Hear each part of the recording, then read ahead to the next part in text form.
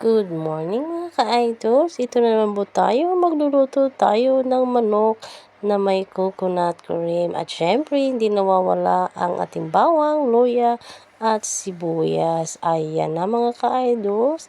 Igisa-gisa na natin ito at ang bango-bango talaga kapag ito ang lagi nating nauuna. Ayan na mga ka-idols at syempre ang ating manok. Ayan, ilalagay ko na mga ka-idols at halo-halo lang yan. At ating yung timplahan ng tuyo. At syempre ang ating oyster at ang ating black pepper. Yung mga panglasa nyo dyan, pwede yan. At after 25 minutes, ito na nga mga ka-idols at hindi nawawala syempre ang tubig para naman maluluto siya. Ayan nga mga ka-idols, may ubo pa ako no, kaya paaham-aham muna ako habang ito na nga nagsasalita sa inyo mga ka-idols. Kaya ayan na, binaliktad ko na siya para maging pantay ang pagka-brown. Ayan na mga ka-idols, kita nyo naman. Payami-yami na ito. Ayan. After ng 3 minutes, ayan, atin ang takpan muna. At another 3 minutes. Ayun na mga ka-idols. At tapos, atin na yung ilalagay ang ating ibang sangkap.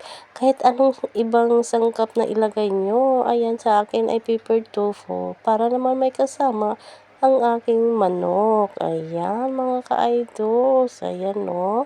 So, siyempre hindi nawawala ang ating wine dyan para alis ng panglansa.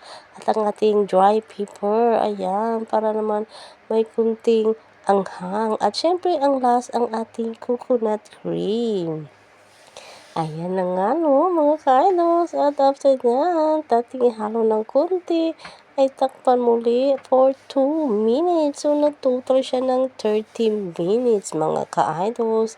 At yan na nga, mga ka-idols. Ayan, malapit na ito maluto. Tatakpan ko na at ayan na nga, mga ka-idols, ay kumukulo na. At pwede na nating ilagay sa pinggan para ating pagsaluhan, mga ka-idol.